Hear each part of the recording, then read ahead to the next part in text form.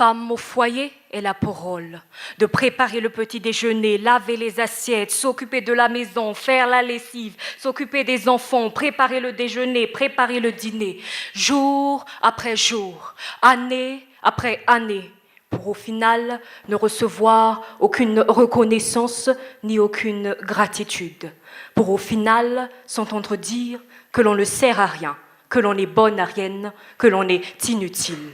Alors face à toutes ces insultes qui s'entassent et qui s'entassent, elle s'écrase et elle s'écrase dans cette vie exécrable, exécrable. Femme intelligente, elle veut conquérir les différents domaines, marquer de ses pas les différents secteurs. Mais à certains endroits, on lui dit que le respect ne se gagne pas avec les diplômes, qu'apparemment, elle n'avait pas les organes adéquats entre les entrejambes. À certains endroits, on lui ferme la porte. À d'autres, on l'abaisse. Dans certains, verbalement, on l'agresse. De la place qu'elle mérite, on la regresse. Alors face à toute cette discrimination qui s'entasse et qui s'entasse, elle s'écrase et elle s'écrase dans cette vie exécrable, exécrable. Femme aux différents visages, aux différents statuts. Femme victime de violences verbales et conjugales. Les mots la déchirent, les coups la blessent, les fréquences ne se chiffrent plus dans son quotidien, on l'agresse. Face à ces bleus, l'on détourne les yeux. Face à ces cris, l'on dit ce n'est pas à nous de nous mêler de leur vie. Alors face à tous ces coups qui s'entassent et qui s'entassent, elle s'écrase et elle s'écrase dans cette vie exécrable, exécrable.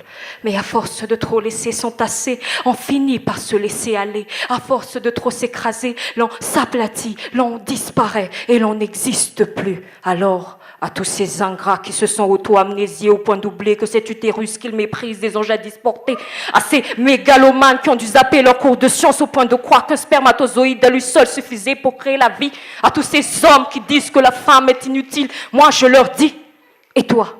Que leur as-tu dit? Toi, assis sur ton banc, que leur as-tu dit pendant ces quelques secondes de blanc? Parce que cette voix, il serait peut-être temps de le faire entendre. Il serait peut-être temps de mettre des mots sur ce que te murmure ton subconscient, d'arrêter d'attendre à ce que d'autres se lèvent pour prendre la parole. Car si tu prends exemple sur la réussite d'un autre pour mener ton combat, alors inévitablement tu prendras repère sur l'abandon d'un autre pour déposer tes armes. Car ce n'est pas facile. Toi seul connais tes misères. Toi seul peux entreapercevoir tes issues. Toi seul peux peser le pour et le contre de ta vie. Alors c'est à toi seul de décider. Mais quoi que tu décides, garde cela en tête. Tu n'es pas inutile.